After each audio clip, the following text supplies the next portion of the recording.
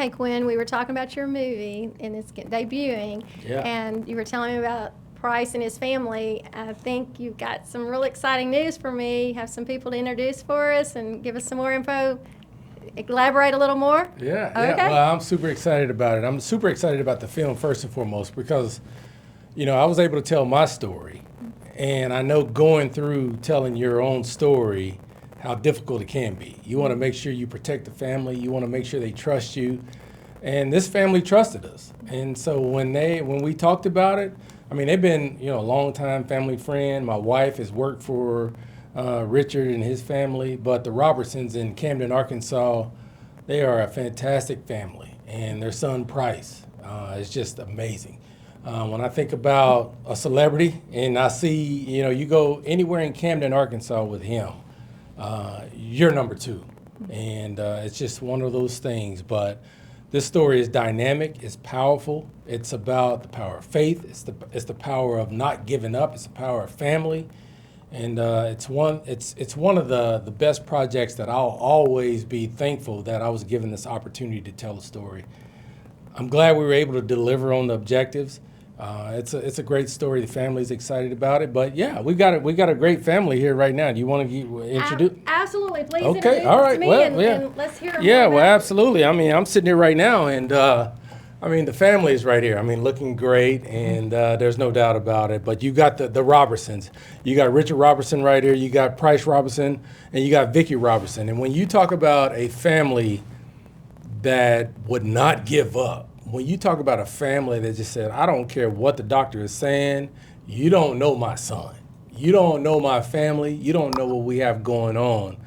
And so that is really the big time gist of this film. I mean, just a family who really understands that, hey, we're going to stick together and we're going to make it work. So I'm so excited to be here with Richard. I'm so excited to be here with Pryce. I'm so excited to be here with Vicky, because when you watch the film, you're going to learn something. And the thing about it, the one thing I love about the film is that this family gives you hope. And like, if you're dealing with autism, it's not a death sentence. It is something where you understand you have a child who is extraordinary. I mean, who can do a lot of different things. And so I'm so proud of this family. I'm so proud that they allowed us to tell the story. And I'm so proud that they're here. I mean, showing in the Hot Springs Film Festival. It's nominated for an Emmy. I mean, there's so many great things about it. It's not nominated for an Emmy because of what we did. It's nominated for an Emmy because the story is easy to tell. And when there's a story that's easy to tell, that resonates with people, it's a big deal. So I just want to say welcome to the Robertsons. I know you'll enjoy this. This is a great time for you because we got the Hot Springs Film Festival tonight. We got the Emmys this weekend. And so there's just a lot of great things going on with the Pryce of Love. So first of all, I just want to say thank you for trusting me and our team.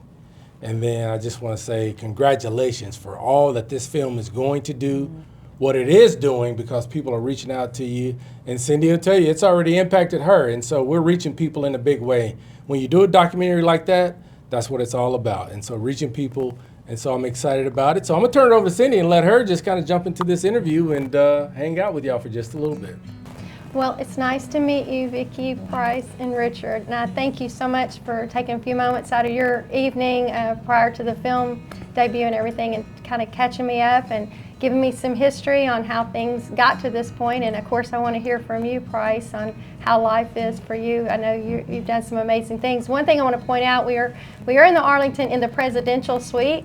And I don't think that's by accident, because if I recall correctly, someone knows some amazing facts about presidents. Is that correct? Yes, I've been a history buff all my life, and I've studied everything about presidents from an early age.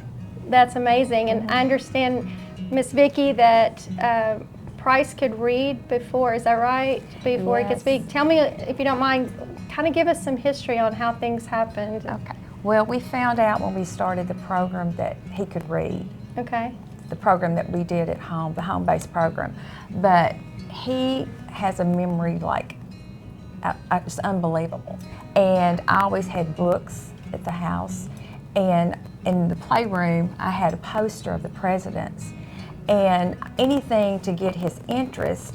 And that's when he found his love for the presidents, because he memorized every president on the poster. And he came down after one of our sessions, and we were having, I don't know if Richard remembers this, but we were having dinner at the table, and he goes, the first president of the United States was George Washington. He was married to, I can't even tell you your name, and he served in office, and he died, and he gave us, I said, how?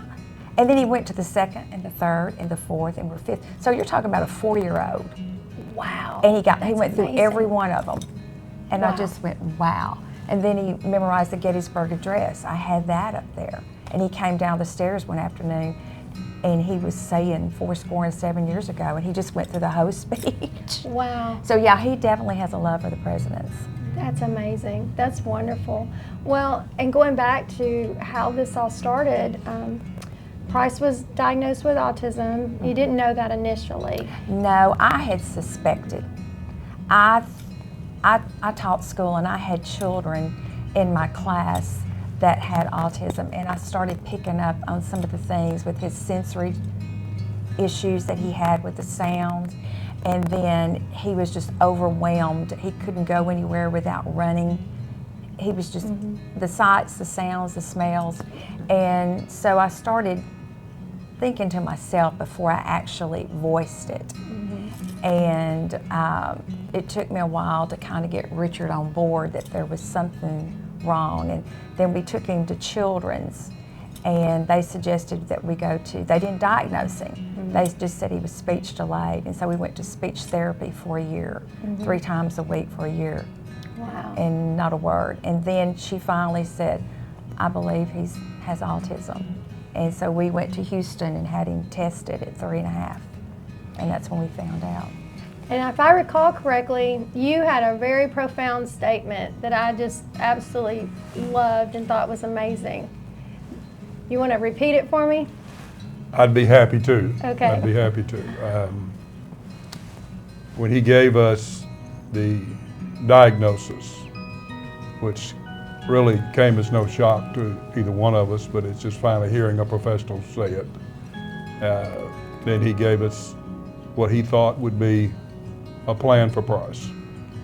And it was pretty grim. And so I listened to it, and I told him that I accept your diagnosis, but I will not accept your prognosis because you do not know my son. I know my son. And he looked at me and he said, well, that's okay, but you're setting yourself up for an immense amount of pain, Mr. Robertson, basically is what he said. I said, okay, well, that's okay. I'll endure it one way or the other. And so as it turned out, his diagnosis was spot on, but he's just a little bit off on his prognosis. In all due respects. Well, I think it's pretty amazing and a remarkable a testimony to your love for your son and your determination, discipline. Oh my goodness, the sacrifice and determination you made for hours and years to have the volunteers and the things that you did to customize your home for the services to give Pryce the very best opportunity. And Pryce, I don't want to sound like I'm talking about you. I want to talk with you. So I'm amazed at the things that I've heard and I've seen that you've accomplished. But I want to hear what you feel like has happened with your life and where you see yourself now. And do you feel like you're living your dream, or do you feel like you still got a lot of things that you still want to accomplish? I know you're a broadcaster, I understand. Yes. So you went from getting a diagnosis of basically being mute, right? You weren't speaking, and now here you are with your own show. So can you kind of fill in some blanks for us and catch us up to where things are for you now? Well, through my parents' determination, we worked very hard to get me where I am today. And even though I may have this disorder, autism does not define me a bit, period. People don't see me that way at all. They see me as this guy who's very outgoing or easygoing and has a good sense of humor and just loves being a little social butterfly. And I've been in radio for 12 years now. And broadcasting's been a passion of mine from like an early age. I've always loved listening to the radio, watching TV, and as the internet came along, cruising through the internet, doing research and whatnot. So I just love what I'm doing. I mean, God has given me so much. He really truly has, and I'm blessed to have my parents here who have taught me the value of people. And I owe it all to Mom and Dad for getting me to become the person that I am today. That's awesome. Well, I commend all three of you to work so diligently. It's amazing. And then now to have your life in film that Quinn has so graciously worked diligently himself to put together in an amazing way.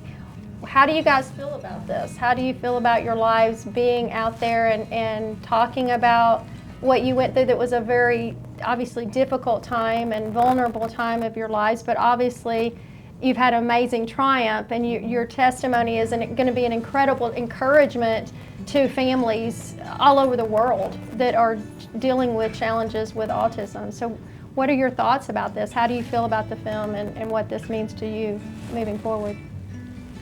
I think the film, Quinn and his group did just an unbelievable job. And actually, we're being totally transparent. Vicky and Quinn are the reason we made the film. I was when Quinn first visited with me about it, I wasn't sure I wanted to open those compartments back up anymore. I mean, it'd been a battle. It'd been a long battle, challenges, and there's casualties. And I just wasn't sure at this stage of my life I wanted to do that. And he came to Camden being the person Quinn Grovey is, and which defines Quinn. And sat with Vicky and they talked, and then Vicky called me with Quinn at the house and said, Rich said, I think we need to think about this. If we just help one person, we just help one family, one child. And I thought, wow. I said, okay, if we're going to do it, then let's do it in the rawest sense. Let's tell it just the way it is. We don't add to, we don't take away. It's just raw. It's the truth. Because I want something that people can relate to, and they understand. And and wow, the group did a wonderful job putting it together, and I'm forever grateful for Quinn and his group, and for Vicky, and it goes without saying how proud I am of this young man right here. Absolutely. Yes. Well, you have every reason to be proud. And Pryce, I want to tell you, I have great admiration and respect for you. Thank you. Seeing your story, I can relate on as far as challenges from having a special need, autistic child myself, and I want to say your story is inspirational. Thank you. Your life is an inspiration, and your parents are an encouragement. And there will be so many people that will see your film, and it will give so much hope, because a lot of times people, just like what the doctors initially said to you guys, don't always give the most optimistic, encouraging words. And you are proof positive that just because somebody is, quote, diagnosed doesn't determine their lives and their outcome. And I think it's amazing that you are incredibly knowledgeable, amazing. I understand you don't forget anything. And I understand you from a very young age wanted to be a sports announcer, is that correct? You wanted to be in media? Just a broadcaster. Broadcaster? Okay. My Uncle Charlie said in the film that I've always had this infatuation with the media. Okay. Well, that's good. Well, is there anything that you would like to personally say to encourage someone who's got an autistic diagnosis that may be struggling? I would say is seek help right now. Okay. Just for for those parents, for those who watch my film, my suggestion is seek help right now for your kids who've been diagnosed with autism. Just let them become the person they want to be, and this film has brought so much hope. Absolutely. Brought a lot of hope. Richard had said before, medicine's not an exact science. So if doctor says, as we were told, that we needed to put him in a group home, and he even said he had been better born mentally retarded. And I asked him, how can you say that? And he said, because then he wouldn't know. He wouldn't know the difference. And I thought, wow, So I felt defeated after that, but I came back fighting strong. I fought for that program. Mama bear kicked did. in. I thought, wow, I'm gonna pick myself up and we're going. You did an amazing job. I The mean, whole key He did. is Yeah. early intervention. Yes, sir. You have to get committed, and that's a big word in this whole scheme of things. But it's early intervention. Quicker you get to them, the faster you'll see some results. The better you'll feel about it, and then they'll start to feel good about it, and then good things happen. And as far as Pryce's memory goes, what we found, and we still find it today, if he commits it to memory, it's there. I don't care what it is. If he commits it to memory, it's stamped. That's amazing. I'm a little jealous, Pryce. I'm getting to that age where I can't even remember sometimes why I go in another room for it. Yeah, Hey, we're there. I can relate. That goes with all of us, Yeah. not just me and you. Well, I cannot thank you guys enough. Congratulations Thank on you. the Thank film you very and much. your Thank you so much. success. Like I said, you're an inspiration, and I'm excited. I can't wait to see what else your future holds, and when you are, I'm sure, going to continue to grow in your broadcast experience and something. So when you get even more famous, please don't forget me. I want to come back and interview you later. How's that? That'll work.